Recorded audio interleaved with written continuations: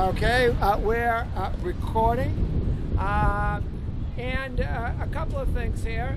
Henry James, after living in England for about 20 years, revisited Ashburton Place. And he came here and said, everything has changed in Boston except Ashburton Place. About a month later, he returned, and his house had all been knocked down, and the kind of changes that go on Beacon Hill struck him. So I missed in that spacious summit of Beacon Hill the pleasant little company of the other time. It had changed around. James would have lived roughly just across the street from here, would have been 13 Ashburton. The plaque also asks you to look at the side of the building. What historical deductions can you make by the side of this building, if you look at it? If you were going to construct this building today, would you have made it? Would you have made any changes? Or are there some oddities there that you could see? Okay, you would have made it taller, but what about just the side of the building as it exists? Yeah, it's an odd angle. Look how it twists here. And what are you've got all brick, and then you've got these concrete things. What happened here? Did some bricks just fall out, do you think? Are they windows? Or were they windows that were boarded up? But those are pretty huge windows to look on a parking lot. Now, if you were looking at a beautiful scenic ocean scene, maybe. No, there was another building here. There was and was that a huge skyscraper, do you think? Can you sort of see? You can see the angles of the chimney further on. You see where the chimney would have been of the other building. Okay, it was like the red brick buildings on Temple Street. It was not a huge building, but that's what this parking lot was filled with. It was one of those residences. In fact, a famous actress and 19th century actress and novelist once lived in this building. I think her name might have been Mary Robinson. I'm not 100% sure. Just wonder where my rolling briefcase was. Okay, well, remember that picture where this was lined with brick houses, and we would look and we would see not the State House, but houses there across Bowden Street. Well, now we're going to walk across the State House Park and go down the stairs to Dern Street. There are two plaques there at the bottom of the stairs. To the left is the English High School plaque. To the right explains where Dern Street got its name. Okay, well, let's head that way towards the State House Park. And I'll keep you all on my camera. How's that? It doesn't turn off.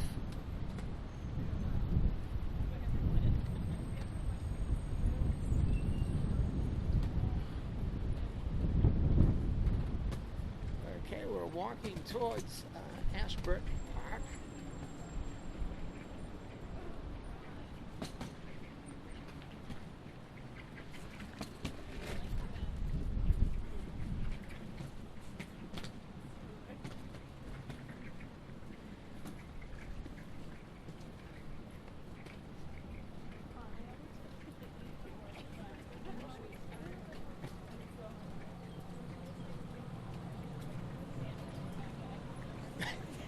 Not that I'm keeping track of you.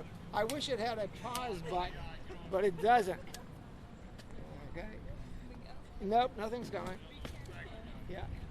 Oh, with it? Oh, what, they'll think I'm subversive or something? I was almost arrested once by Homeland Security. Okay, let's stop at the monument. I thought of something else to say. Okay, not about the monument, actually. But this park hadn't always been here. In the 19th century, there would have been a row of buildings, houses, facing Bowdoin Street. And there would have been another row of houses. They wouldn't have been all that deep. That would be facing the Temple Street, which would have come up as far as that arch there. So this would have all been residential housing. Fairly high-class housing like that along Dern Street. It would have looked something like that. When those were all torn down, this was a mall for a while with the Hooker statue, where if that east wing of the State House wasn't there, we would see the Hooker statue, and we'd be able to see it much more easily. Some of you complained in writing your journals that you had to strain your head to see it, and it's difficult to see it there in that little nook. After the east wing of the State House was built, for many years, in fact, when I first started teaching at Suffolk, this was a parking lot. The state legislators parked up here. There was nothing but ground underneath. And then in the late 80s, early 90s, they created a parking garage underneath. Then that left this area open so it could be turned into a park space, which is certainly very, very good for Suffolk, as it's our own little bit of greenery. Okay, now go down the stairs and we can look at the plaques to the left and the right.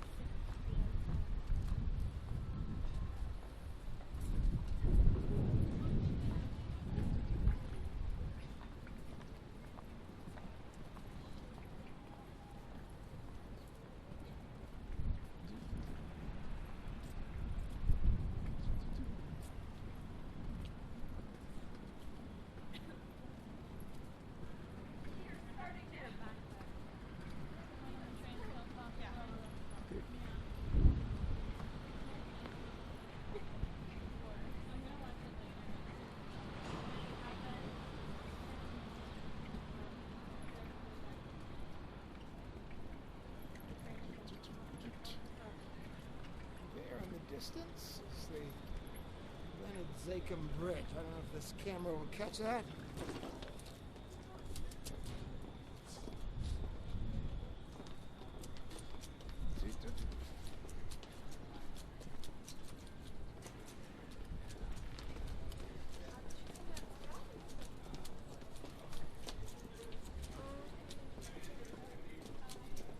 Okay, we'll look at the plaque to the right first.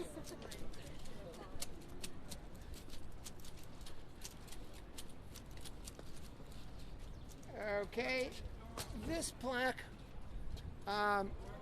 explains where Dern Street got its name. To honor William Eaton, you would think it would be Eaton Street, but he was famous for the Battle of Dern during the Barbary Wars in 1805 in North Africa. Let's see, the town of Brimfield. Anybody know the town of Brimfield in Massachusetts? I am not 100% certain, but I think that the town of Brimfield is one of the 5 towns that was buried by the Corbin Reservoir, which now supplies the water for the city of Boston, and we no longer need a reservoir, and it's not pumped from Lake Cochituate.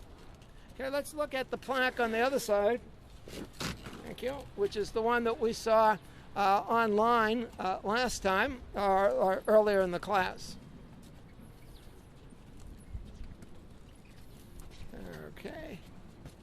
Yeah, this plaque was put up in 1924, the 100th anniversary, by the class of 1871-74 of English High School.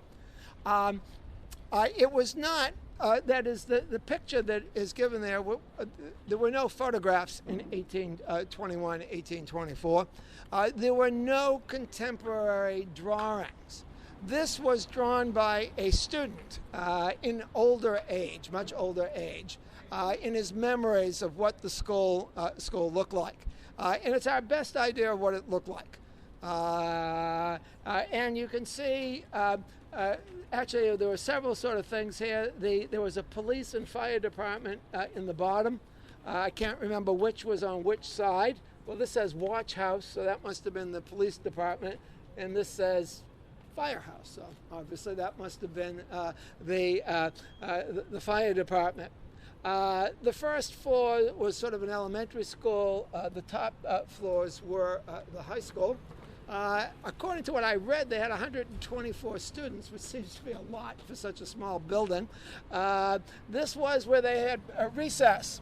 And there were big rocks there, and the kids played with the rocks. And this was Temple Street, going up where the stairs are now, where there were houses just like the red brick residence that are there. Over here, where this is the what I call the rear end of the State House, the new addition. We'll see from the cornerstone that it's really not all that new.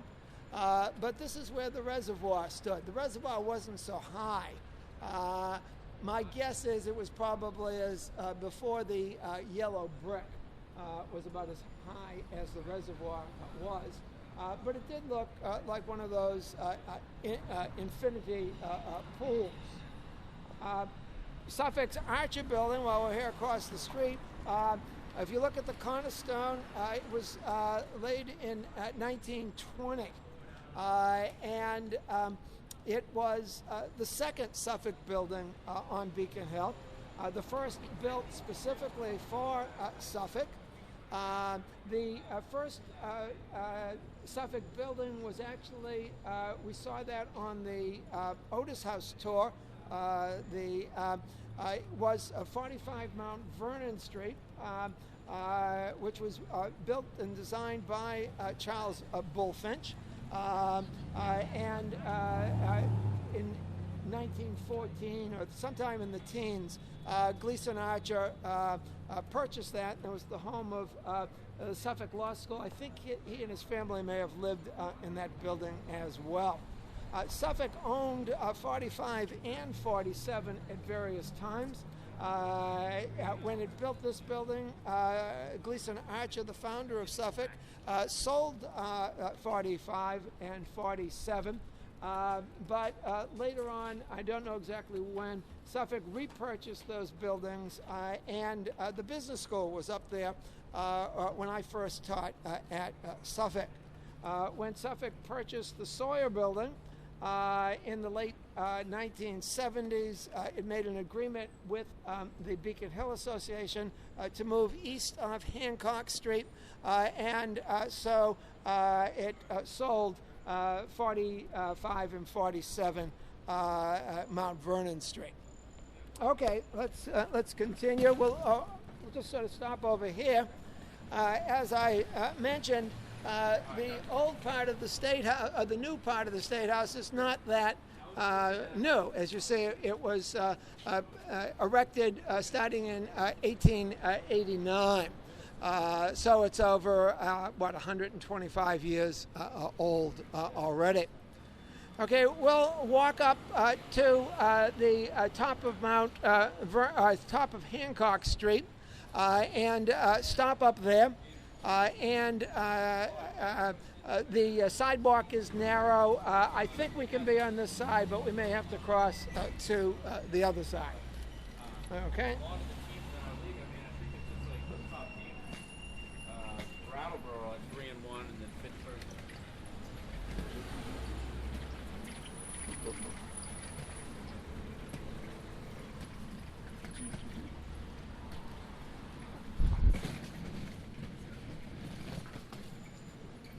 Okay, we're going around the rear end of the State House, and we will go up Hancock Street. Well, maybe we will go across. Actually, I thought of something on the other side, so we'll cross the street. Watch out for traffic.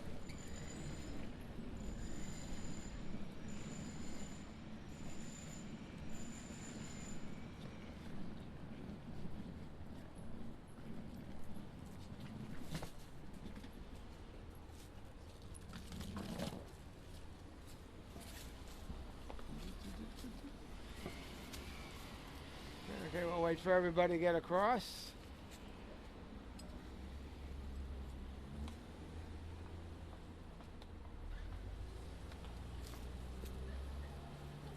Okay, I'm sorry for putting everybody's life in danger. I should get you all to sign a waiver so I don't get sued for this. This little plaque put up by Boston 200 points out some of the characteristics of this street. You see buildings from 3 centuries. The foliage is up, but if the foliage wasn't up, you could see the Harrison Gray Otis house from the 1790s. There are 19th century buildings, and there are some 20th century buildings moved in, mixed in, so we have quite a conglomeration of 3 centuries of architecture.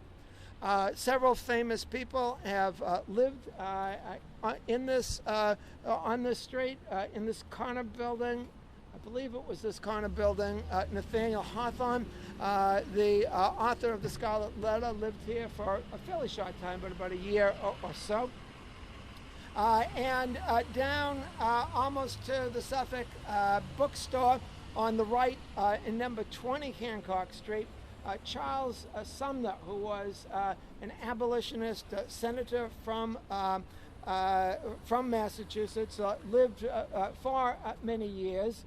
Interestingly, he lived on the bad side of the hill, though Hancock Street over right behind the State House was still a good area, unlike the areas further on. Yeah, sorry. Okay. Sumner lived there for many years. Sumner, while white, while fairly privileged, he did go to Harvard, was not one of the upper-class Bostonians. And when he was at Boston Latin School, he felt discriminated against. He was born at the top of Irving and Myrtle. So he was surrounded by Boston's African-American community. He frequently would go for political gossip to a black barbershop, and the boundaries between whites and blacks on Beacon Hill were more permeable in the 19th century than we might expect. And not unfrequently, though maybe going to say frequently might be too far, there were social as well as political relationships between the various ethnic and racial groups on Beacon Hill. We do know, and we'll go see the Lewis Hayden house, that I hope we have time. If not, we'll go down there another time. Lewis Hayden invited for Thanksgiving dinner in 1862, November 1862, the governor of Massachusetts, John Andrew, who lived at, I think, 110 Charles Street, really right around the corner from the Phillips Street residence of Lewis Hayden. And over Thanksgiving dinner, they hashed out the plans for raising the Massachusetts 54th Regiment. Andrew only ran for governor. He was not. He was a strong abolitionist. He was not an outgoing politician. Only at the urging of Lewis Hayden, who was one of the prime leaders of the African American community on Beacon Hill. How close the relationships were, how much across the color line they went, we really don't know. But there were certainly more interracial mixtures like this than we might expect from the 19th century. Okay, we'll go. We might as well stay on this side because the sidewalk on the other side is narrow. We'll go up to the top of the hill. Okay, we're walking up Hancock Street.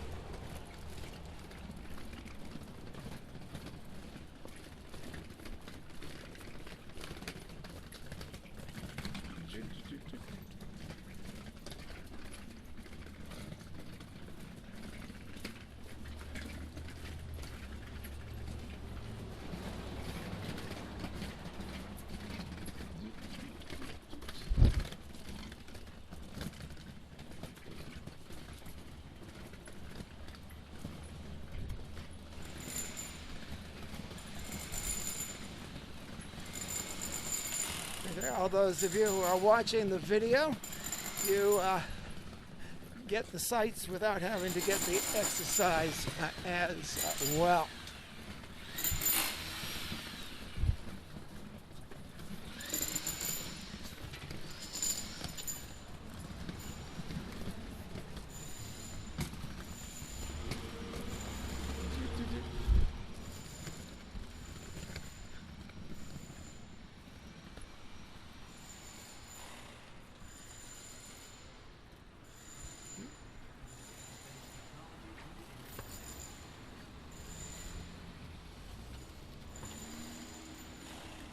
Okay, I think we can stay on this side of the street.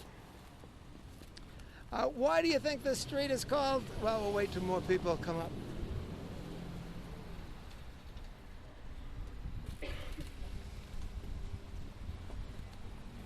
Okay, yeah, and don't block the sidewalk. Let people go by. Why do you think this street is called Hancock Street that we just walked up? Yeah, John, this led right into John Hancock's backyard, okay, or part of his property. He owned the area that the State House is built on. I don't know whether he sold it to them, to the state, or he gave it to the state. I probably should look that up. But in the 19-teens, this was built and blocked off the area where Hancock's house was, though the house itself had been destroyed in 1863. Okay, when the cars goes, we'll cross the street. I think we can.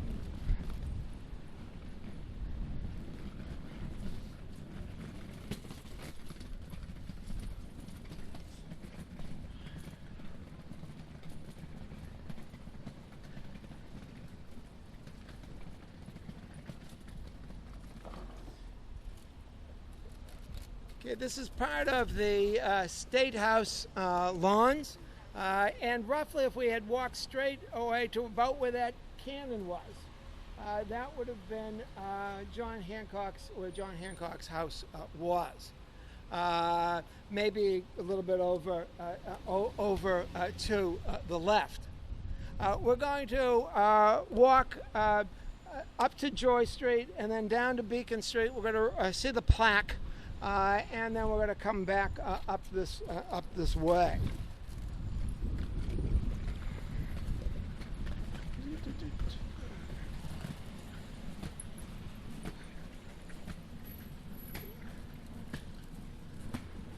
Okay, we're going down Mount Auburn Street.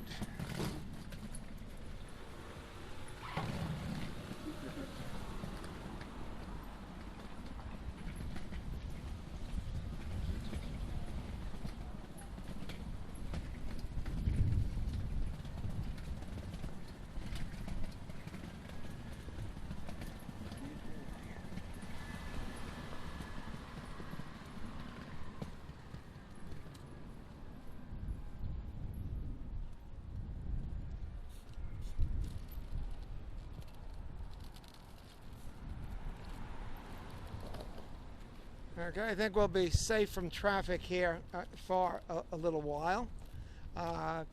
This is Mount Vernon Place. It's a private way. Very, very nice houses, certainly. This is one of the prestigious addresses in Boston, and it would have gone through further into the orchards in the backyard of John Hancock. Interestingly, across the street is the American Mountain Club and the Sierra Club are up here. It's I don't know if Beacon Hill is appropriate because it's so hilly or what, that they have their headquarters here. You can also notice all the maintenance that's going on here, all of the constant work. These buildings are, some of them close to 200 years old or older. And they were very well built, but even something extremely well built 200 years ago is crumbling and needs lots of work today.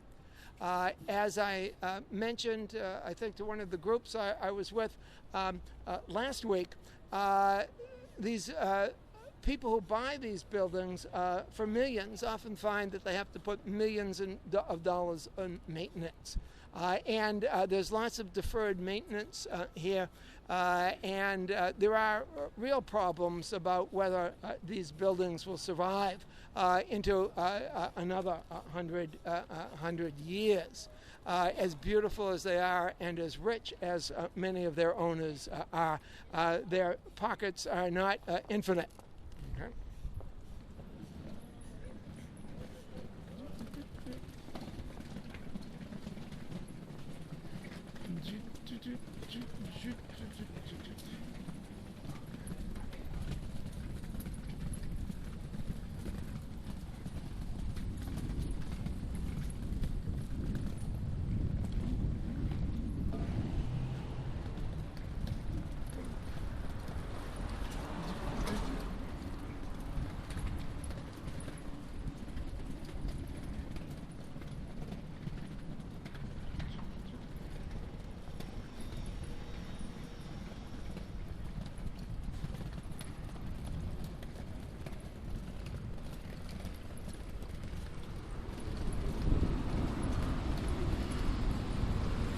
Okay, we're turning east on Beacon Street.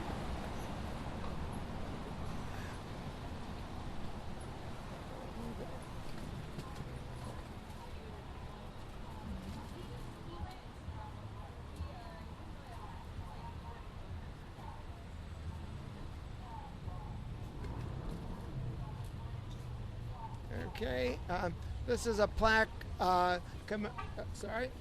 commemorating George Francis Parkman, who donated a lot of money to the city of Boston, including this residence, I believe.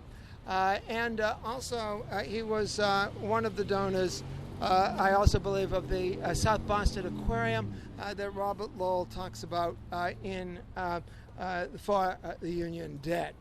Okay.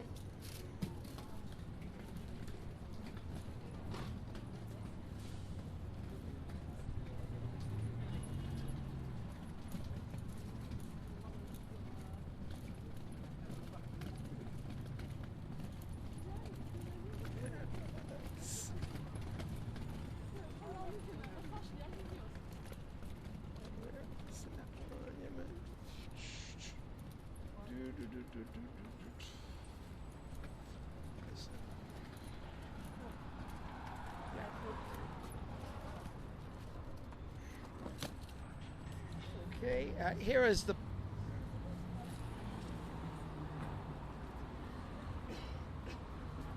here is the plaque that we saw on the screen in the classroom. This is the marking the site of John Hancock's house, with the euphemism removed rather than destroyed, and. As I said, Hancock either donated or sold to the Commonwealth of Massachusetts the land which was in his orchards, where the State House is now located. Okay, we'll let everybody get by. The building just to our west here is the headquarters of the Unitarian Universalist Church. Though I have read recently that they are going to sell this building and move elsewhere in the city. The Unitarian Universalist Church was sort of the descendant of the Puritans.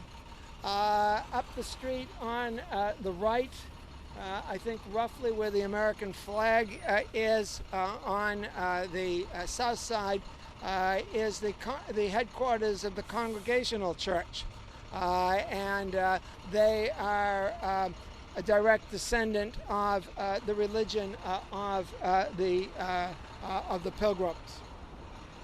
Okay, now we're going to go back up Joy Street over to Pinckney to see the in front of the George Middleton House. I want to say a few words about that, and then we'll go down to the Phillips School, the first integrated school in the United States, and also the first building built as a high school in the United States.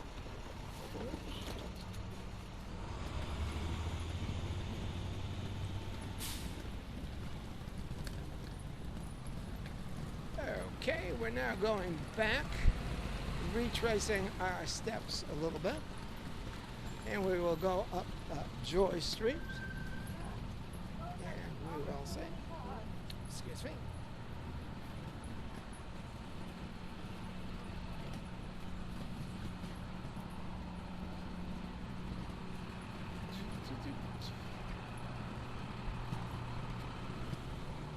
Excuse me.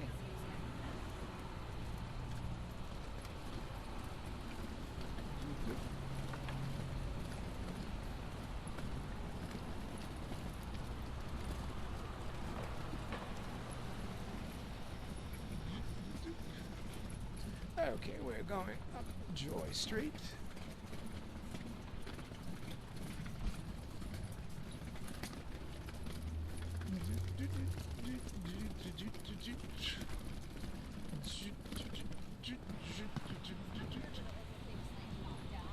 I made something like modern.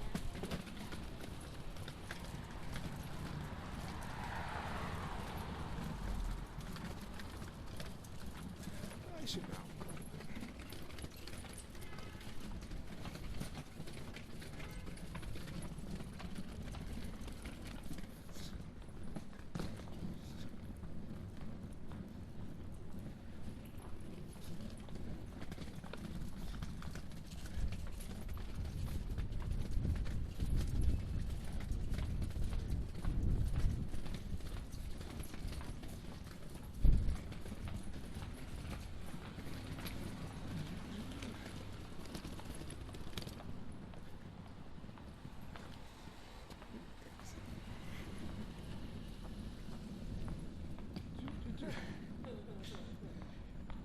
Yeah, he didn't know I had a whole band of followers behind me. That's it.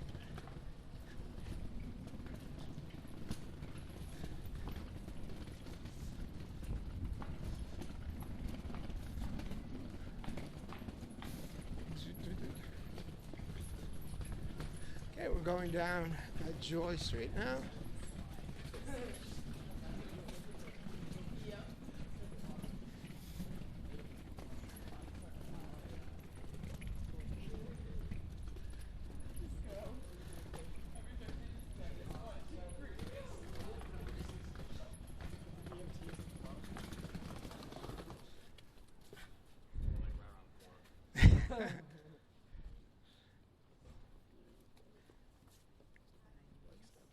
Anybody got hit crossing the street or just being slow? Okay, all of them, one fell swoop. Huh? Here they go. Okay, good. Sorry to get ahead. Okay, are there any more, or this? Have we lost a few? I think along the way. I don't know. Okay. Okay. Well, across the street is the George Middleton House that we saw in the Otis House tour. Oh, here they come. Okay, good. We sent out a search party. Okay, thanks, Jonathan. The anecdote that William Cooper Nell tells in his history of black soldiers in the Revolution talks about the white abolitionist Lydia Maria Child. Says that she lived across the street. And we know that George Milton died in 1815. We also know that the abolition of the slave trade was 1808. So it was somewhere in those 7 years that we would have both the brick houses and the wealthier Bostonians on this side of the street. And as you can see on the corner, and then the Middleton House, the wooden houses where African American population lived in. And there's an intermingling, at least some residential intermingling, and some social talk, at least on the street. The account that Lydia Maria Child gives, as we saw in our class discussion, is not 100% sort of politically correct or kind of things. It's lots of condescension in there in her father's, or the report of her father's treatment of Judge Middleton. But the main point, I think, remains the same, that this veteran of the Revolutionary War was willing to use force to stop a white mob from terrorizing African Americans who were celebrating abolition on Boston Common. And that his stance there led to those who were fleeing sort of to turn around. And so the idea of taking things into your own hands in the sense of standing up for your rights remains in that story. Okay, we'll walk down. It's a narrow street. You can sometimes walk in the streets, but cars do come by. We'll walk down to the Phillips School on the corner of Phillips and Anderson. It's now condos.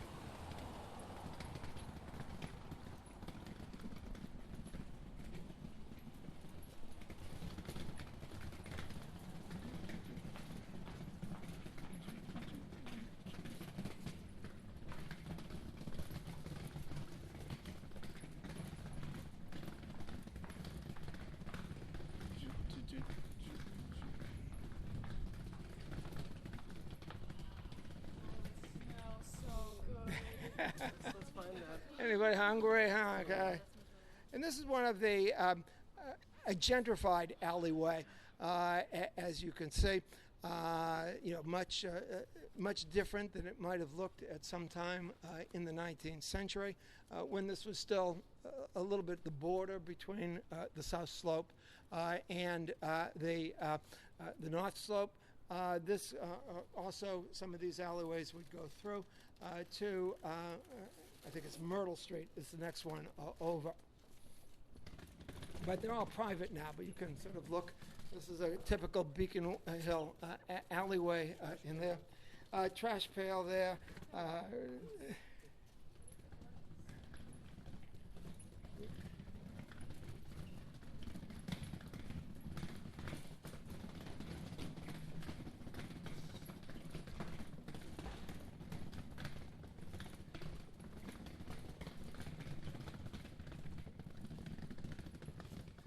But you can also imagine them in the 19th century and the early 20th century before the gates went in and everything as sort of passageways back.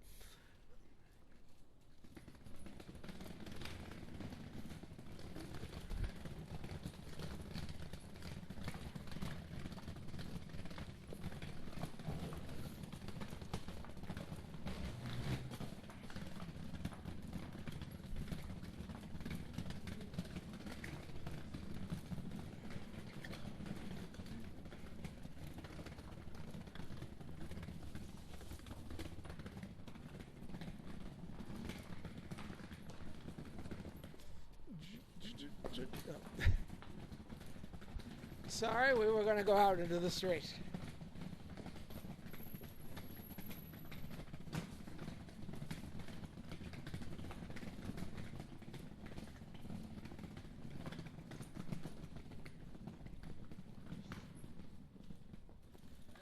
Again, yeah, you see all the alleyways that lead to back entrances. Sometimes they're back entrances, sometimes front entrances. On this part of the hill, they tend to look very nice.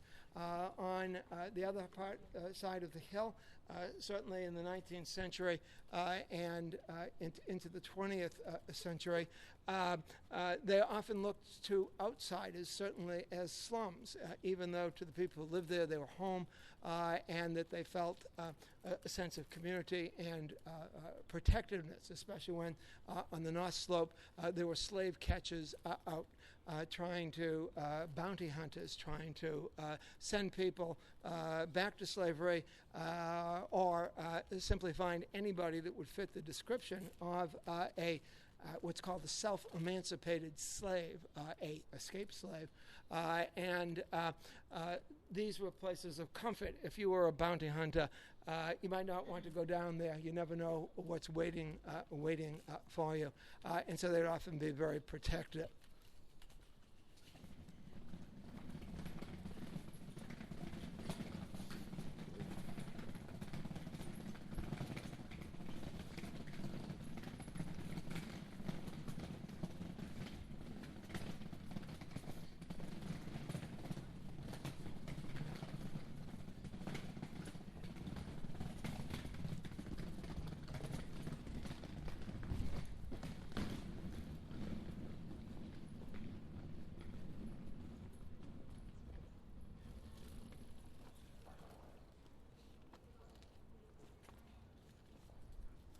Okay.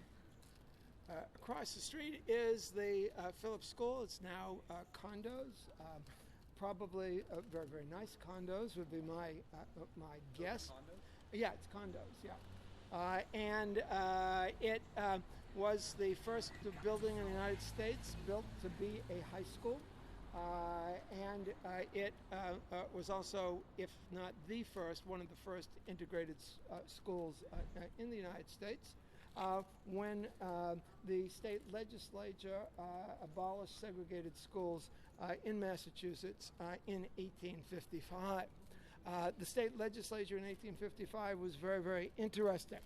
The Commonwealth of Massachusetts experienced a revolution in the elections, must have been the elections of 1854.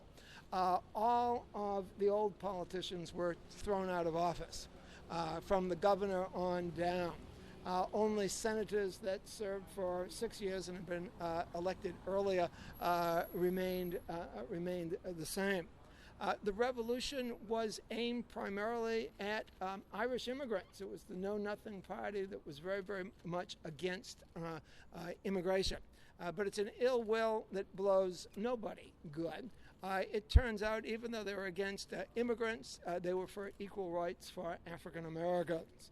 And so where the old legislators had refused, had turned down legislations to officially desegregate the schools in Massachusetts, the new know-nothing politicians, despite their bad position, we might think, today on immigration, were very, very good on civil rights.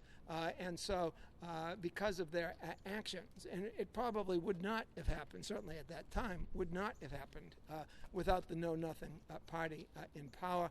And the first school to be integrated in Boston was the Phillips School, which was appropriate because the law case that eventually led to the legislature abolishing segregated schools began when Sarah Roberts was not permitted to enroll in the school closest to her home, or I think 4 or 5 schools closest to her home, and had to go over to the Abigail Smith School. And so it's appropriate it was on Beacon Hill that the first integrated school existed. In the same way, the first public school for African Americans was at the Abigail School, which is now the Museum of African American History. I don't remember in which of the residences across the street, but in one of them there was the evidence is not quite clear, but they harbored self-emancipated slaves from slave catchers after the Fugitive Slave Law of 1850. Part of the problem was the husband of the family was abolitionist and opposed the fugitive slave law was a federal official. And so legally he should have turned slaves in. He followed his conscience, it seems, rather than the letter of the law. And so they harbored self-emancipated slaves. Okay, we'll walk down to Revere Street. It's probably the last we'll be able to cover today, but at other classes we'll pick up from here.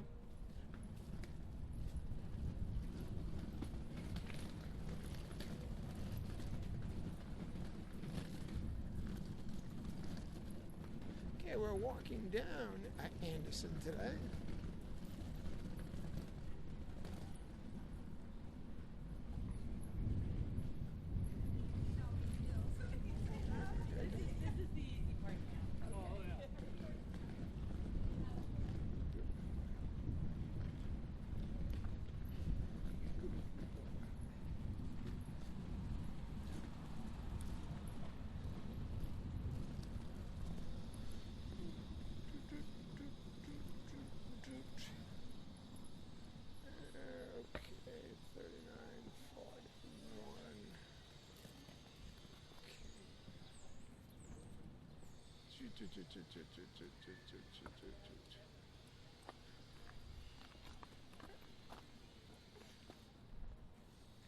Okay, this is Revere Street on the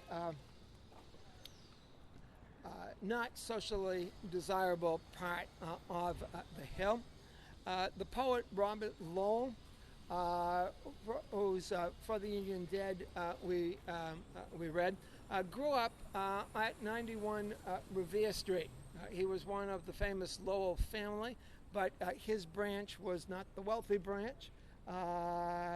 His mother, who grew up on Chestnut Street, which is on the good side of the hill, and his family lived there, deeply regretted that she had to live on Revere Street. Lowell, in his memoir, 91 Revere Street, says, but we were only 50 yards from Lewisburg Square.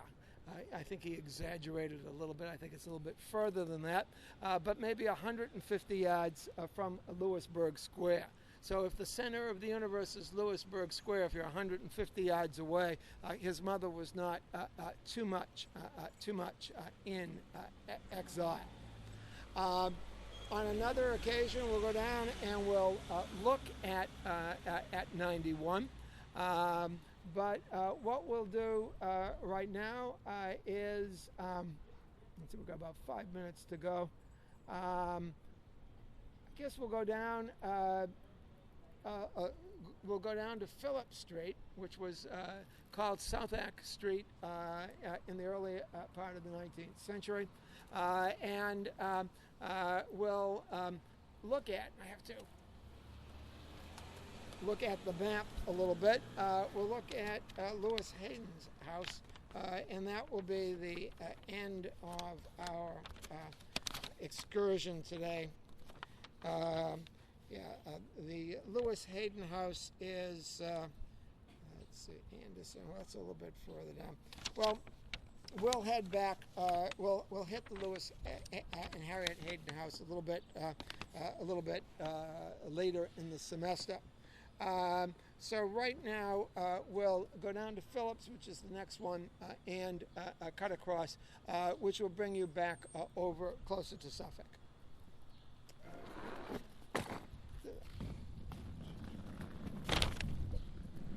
Okay, we're walking down Anderson to Phillips.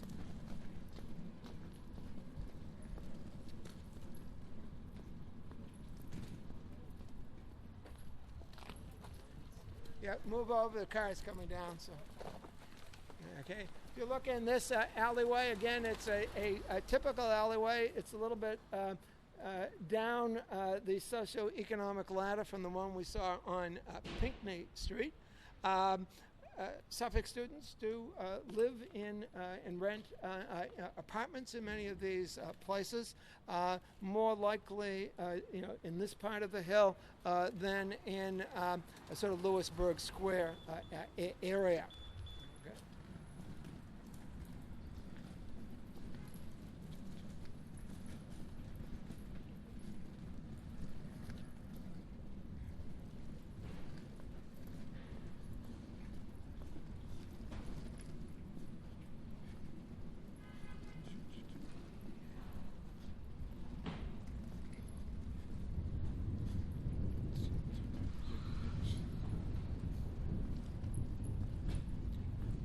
Okay, we're going to go east on Phillips Street.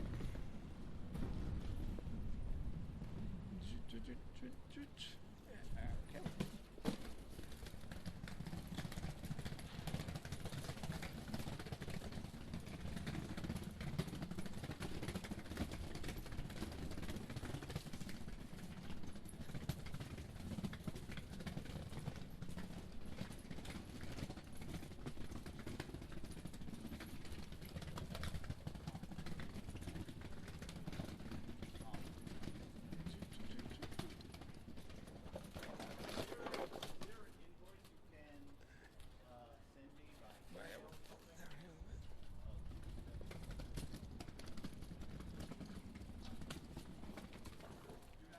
So we don't disturb his telephone conversation.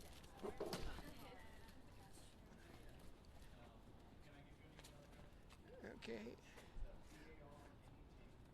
In the late 19th, early 20th century, this was a heavily Jewish section of Boston, though not a majority, but a very large Jewish population. As I mentioned, the African Meeting House had become a Jewish synagogue, and the Vilna Shul was built, I think it was 1917, 1918, 1919, and was one of the main congregations. It was abandoned. Its last congregant in the 1970s when the Jewish population had moved off of the West End and Beacon Hill to Dorchester and Roxbury, and it has been revived as a museum. It's not a consecrated synagogue anymore, though there are some religious services that are held here. Later in the semester, we'll have a visit here. As I mentioned, the pews that are here are the ones that the 54th had their last religious service in Boston, and we will be able to sit on the same pews as the soldiers of the 54th. Okay, the end of the street here is, there's one more stop, and then we'll be finished for the day.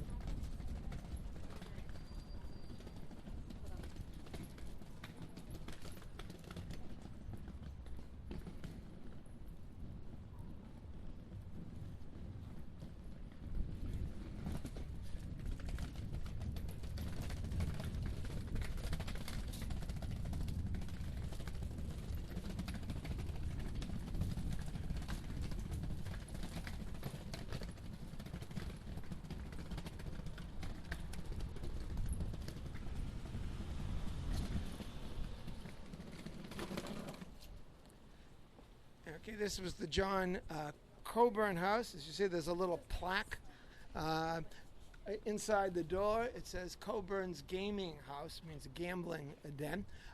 Unfortunately, there's no evidence, but it's not surprising. If you were running a gambling den, gambling was illegal, would you leave a lot of evidence behind for people to be able to pin it on you? This is the second Coburn house on Beacon Hill. It wasn't just the wealthy Harrison Gray Otis who could have multiple houses on Beacon Hill, but it was also Coburn as well. I forget, William Coburn or Charles Coburn. And his house is the one that are highlighted in one of the articles we read by Cree. showing how protective both for the gambling business and also for bounty hunters looking for escaped slaves. Some of the back alleys where houses could be hidden in. To outsiders, they looked like slums that had narrow corridors and had little natural lighting. Though you certainly couldn't tell that today. And so it looked like dirty, filthy places, but there was security and good feeling of community in these buildings. Okay, well, we'll end it here for today. Anything else I'd want to do would take us too far away. Does everybody